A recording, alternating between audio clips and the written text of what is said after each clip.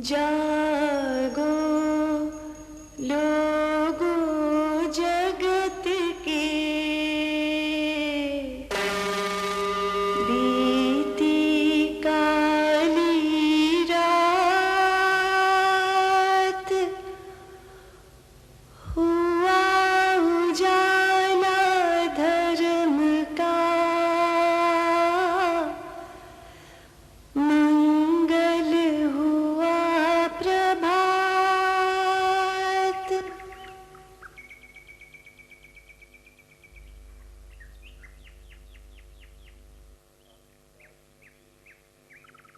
अध्यात्म के ऊंचे शिखर तक पहुंचने के लिए 3 महत्वपूर्ण सोपान होते हैं। शील, समाधि और प्रज्ञा। शील का पालन करके ही सम्यक समाधि का अभ्यास होता है। शरीर और वाणी से ऐसा दुष्कर्म करते रहें जिससे कि अन्य प्राणियों की सुख शांति भंग हो, उनके हितों को हानि पहुंचे, तो हम समाधि के सोपान पर आगे नहीं चढ़ सकते। क्योंकि जब जब शरीर और वाणी से कोई दुष्कर्म करेंगे तो पहले अपने मन में मैल जगाएंगे। मैल जगाएंगे तो समाधि सम्यक नहीं हो सकती, शुद्ध नहीं हो सकती। जड़ समाधियां भले प्राप्त हो जाएं, और जिस मार्ग का लक्ष्य ही ये है कि चित्त को नितांत निर्मल करना है, विकारों से विमुक्त करना है, तो सम्यक समाधि का ही अभ्यास करना पड़ेगा। शील का पालन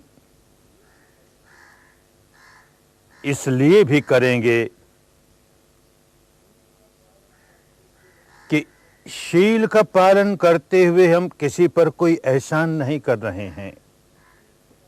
जब जब शील सदाचार का भंग करेंगे, अपने मन में विकार जगाएंगे, कुदरत हमें दंड देने लगेगी, तो अपनी ही हानि करेंगे, अपने आप को व्याकुल बनाएंगे। इस व्याकुलता से बचने के लिए हम शील सदाचार का पालन करेंगे और फिर सम्यक समाधि के अभ्यास में लग जाएंगे। अनेक प्रकार के आलंबन होते हैं जिनके सहारे मन को एकाग्र करने का अभ्यास किया जा सकता है। किसी शब्द का सहारा, किसी रूप का, आकृति का सहारा। लेकिन इस रास्ते पर, जो रास्ता हमें अध्यात्म के शिखर तक पहुंचाने वाला है, हमें ऐसी समाधि चाहिए जो शुद्ध हो, माने जिसका आधार न तो राग हो, न द्वेष हो, और न ही किसी प्रकार की कोई कल्पना हो। मिथ्या आधार नहीं, सत्य का आधार। और सत्य भी वो हो जो अपने भीतर, अपने बारे में हमारी जानकारी बढ़ाए। अपने बारे में क्या सच्चाई है, इसे जानते हुए ही हम अपने विकारों से मुक्ति पा सकेंगे। तो इसलिए ये सांस का आलंबन चुना गया। सहज स्वाभाविक सांस, जैसे भी आ रहा है, जैसे भी जा रहा है, हम केवल साक्षी भाव से उसे जान रहे हैं और कुछ नहीं करते, उसके साथ जरा भी छेड़छाड़ नहीं करते। जैसे भी आ रहा है जान लिया, ऐसे आ रहा है। जैसे भी जा रहा है जान लिया, ऐसे जा रहा है, बाईं नासिका में से गुजरता है कि दाहिनी नासिका में से गुजरता है कि दोनों नासिकाओं में से गुजरता है, लंबा है कि ओछा है, जैसा भी है, हमें यथार्थ का दर्शन करना है, नैसर्गिक सत्य का दर्शन करना है, तो नैसर्गिक सांस का दर्शन करना है, जैसा भी है। क्योंकि लक्ष्य ये है कि अपने बारे में जानकारी करनी है। मैं किसे मैं किए जा रहा हूं, किसे मेरा मेरा मेरा किए जा रहा हूं। ये सारा शरीर स्कंद जिसे मैं मेरा किए जा रहा हूं, क्या है, कैसा है? और ये सारा चित्त स्कंद जिसे मैं मेरा किए जा रहा हूं, क्या है, कैसे काम करता है? और इन दोनों की मिली जुली जीवन धारा क्या है, कैसे काम करती है? और फिर इस शरीर और चित्त के परे की जो सच्चाई है वो क्या है, कैसी है? ये सब अनुभूतियों के स्तर पर जानना है। किसी ने कह दिया और हमने श्रद्धा के साथ उसे स्वीकार कर लिया तो केवल मानना हुआ। किसी ने कह दिया, हमने उस पर चिंतन मनन किया, बात ठीक लगी, हमने स्वीकार कर ली, फिर भी मानना हुआ, जानना नहीं हुआ। मानने और जानने में जमीन आसमान का अंतर है। जानना अपनी अनुभूति से होगा, तो हमें अपने बारे में जो सच्चाई है उसे स्वयं अपनी अनुभूति से जानना है। तो सारा मार्ग अपने आप को जानने का मार्ग, आत्मदर्शन का मार्ग, स्वयं दर्शन का मार्ग, सत्य दर्शन का मार्ग, अपने बारे में जो सच्चाई है उसे अच्छी तरह अनुभूति के स्तर पर जान लेने का मार्ग। भारत की ये विद्या, इसका प्रभाव देश विदेशों पर पड़ा तो हम देखते हैं कि अपने आप को जानने की विद्या किस प्रकार जगह जगह फैली, और उसी की वजह से संतों की वाणी में, बाहर के संतों की वाणी में भी हम देखते हैं, जब कोई कहता है नो दाई सेल्फ, अपने आप को जानो, तो विपश्यनाई हुई। नो दाई सेल्फ, अपने आप को जानो। और मध्यकाल में अपने यहाँ के जो संत हुए, यद्यपि विधिवत विपश्यना विधि कैसे इसका अभ्यास किया जाता है ये पिछले 2000 वर्षों से अपने देश से लुप्त हो गई, लेकिन फिर भी इन संतों की वाणी को पढ़ते हैं तो लगता है कि विपश्यना समाई हुई है। भारत के मध्य युग के संत अवश्य ही भीतर ही भीतर विपश्यना करने वाले होंगे, तभी उनकी वाणी में हम देखते हैं अपने आप को जानने का कितना बड़ा महत्व। एक संत कहता है आपो जाने आपो आप, और रोगन व्यापे तीनों ताप। आपो जाने आपो आप, जो स्वयं अपने आप को जान गया, अरे सारे भव तापों से मुक्त हो गया, सारे भव रोग से मुक्त हो गया, त्रिविध तापों से मुक्त हो गया, अपने आप को जान गया। ऐसे ही एक संत कहता है, पंजाब का एक मुस्लिम संत कहता है, अरे संत संत होता है भाई, संत का क्या मुस्लिम और क्या हिंदू और क्या सिख और क्या बौद्ध। जिस व्यक्ति ने अपने चित्त को नितांत निर्मल कर लिया, मैत्री और करुणा के सद्गुणों से भर लिया, जिसका चित्त शांत हो गया, विकार विमुक्त हो गया, वो संत हो गया। तो पंजाब का ये संत कहता है कि हाशम तिणहा रब पछाता, और जिणहा अपना आप पछाता। हाशम तिणहा रब पछाता। जिसने अपने आप को पहचान लिया, जिसने अपने आप को जान लिया, उसने रब को जान लिया, परमात्मा को जान लिया, ईश्वर को जान लिया। अरे सत्य ही तो ईश्वर है, परम सत्य ही तो परमेश्वर है। अपने आप को जानते जानते जानते कुदरत की सारी सच्चाइयां अपने आप इनका उद्घाटन होना शुरू हो जाता है।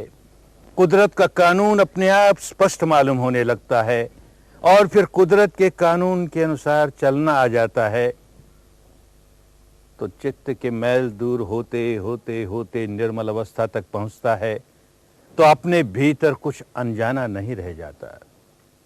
शरीर और चित्त की सारी सच्चाइयां प्रकट हो जाती हैं और फिर शरीर और चित्त के क्षेत्र का अतिक्रमण करके इसके आगे की सच्चाई, इंद्रियातीत अवस्था की सच्चाई का साक्षात्कार होता है।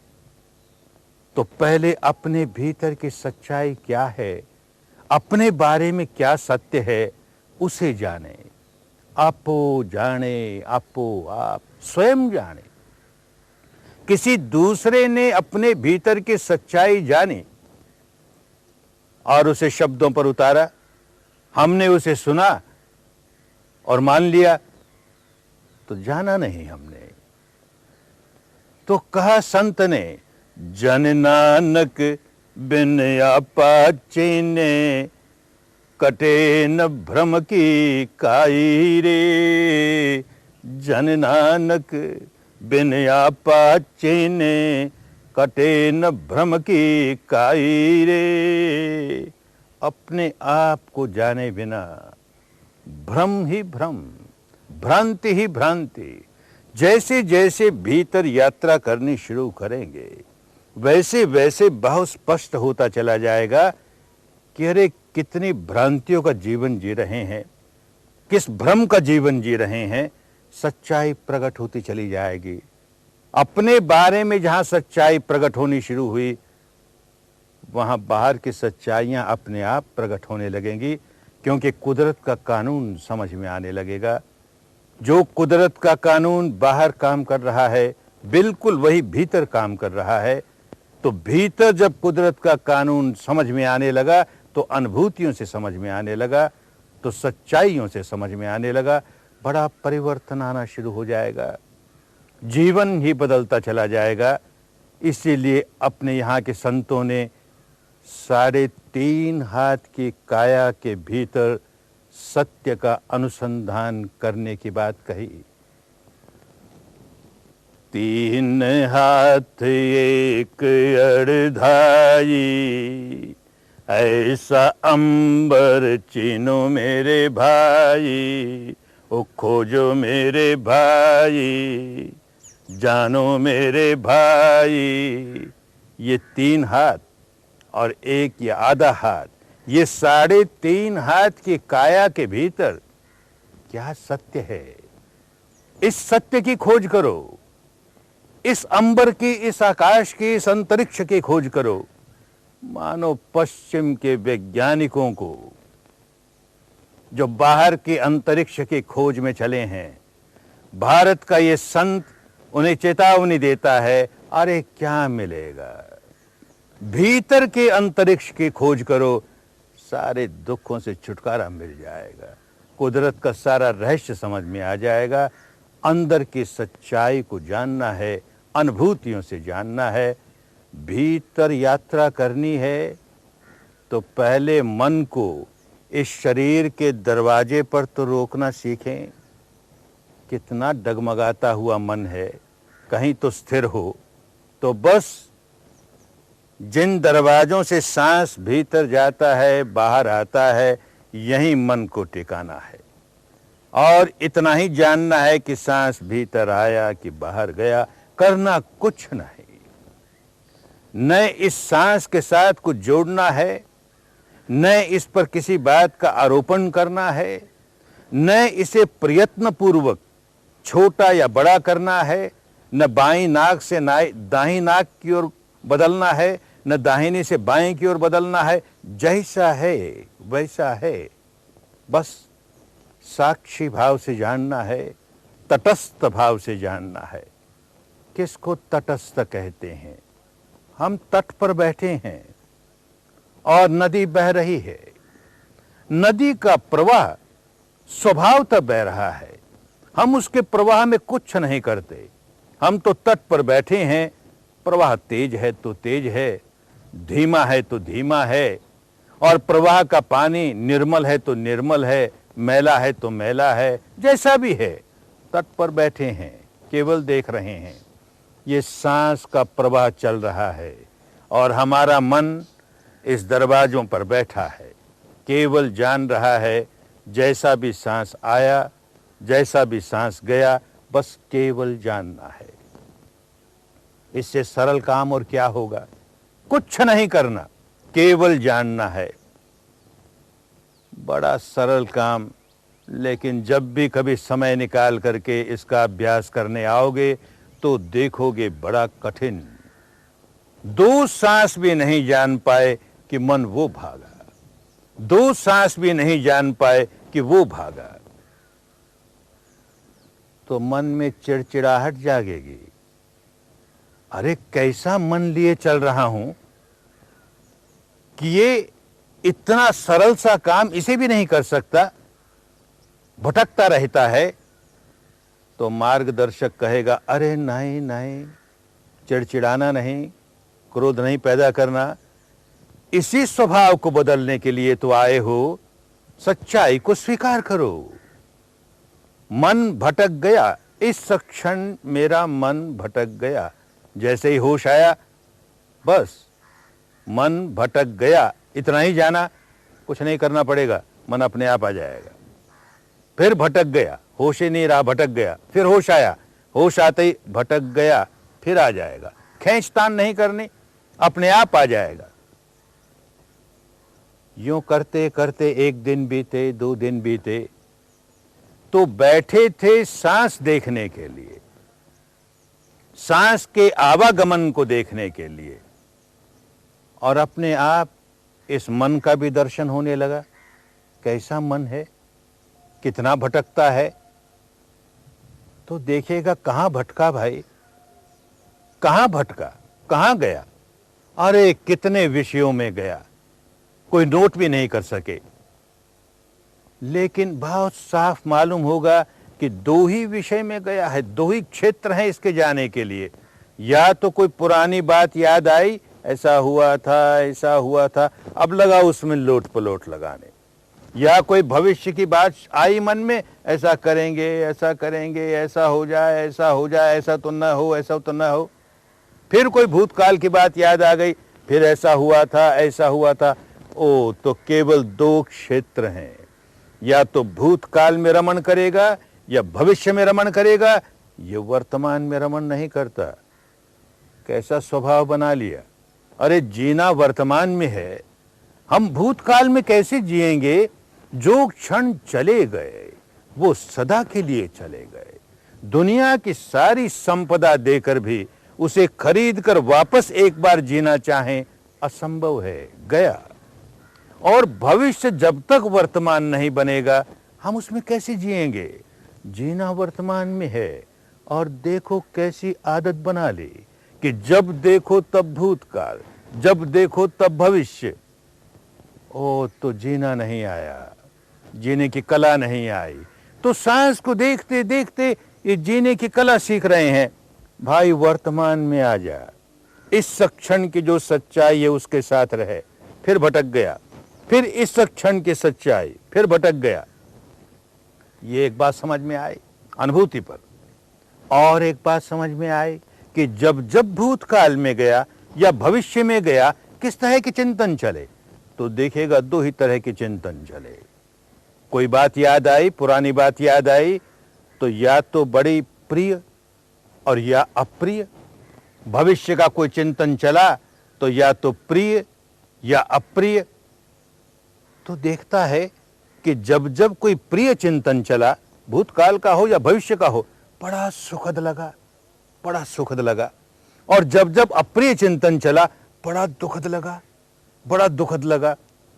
तो ध्यान से देखिएगा तो ये बात प्रकट होगी कि जब जब सुखद लगा, कोई भी चिंतन भूतकाल का कि भविष्य का सुखद लगा, तो मानस के एक हिस्से ने प्रतिक्रिया करनी शुरू की, चाहिए चाहिए चाहिए, ये तो और चाहिए, ये तो और चाहिए। और जैसे ही दुखद लगा कि प्रतिक्रिया होनी शुरू हुई, नहीं चाहिए नहीं चाहिए नहीं चाहिए, अरे यही तो राग है, यही तो द्वेष है। और प्रतिक्षण राग चल रहा है, द्वेष चल रहा है, राग चल रहा है, द्वेष चल रहा है, और हमें पता तक नहीं क्या हो रहा है। बस ये भीतर की सच्चाई के दर्शन का पहला दृश्य हमारे सामने आया।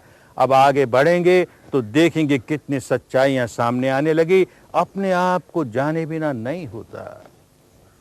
चित्त को किसी आलंबन में समाहित कर दें तो अपने बारे में सच्चाई कैसे मालूम हो गई? अपने बारे में सच्चाई जानेंगे तो अपने भीतर के विकारों को निकालते निकालते निकालते चित्त को नितांत निर्मल कर लेंगे। मंगल तो इसी में समाया हुआ है, भला तो इसी में समाया हुआ है। जितना जितना चित्त निर्मल होता चला जाएगा, उतना उतना मंगल होगा, उतना उतना कल्याण होगा। सबका मंगल हो, सबका कल्याण हो, सबका मंगल हो, सबका कल्याण हो। जानो अपने आप को, समझो अपना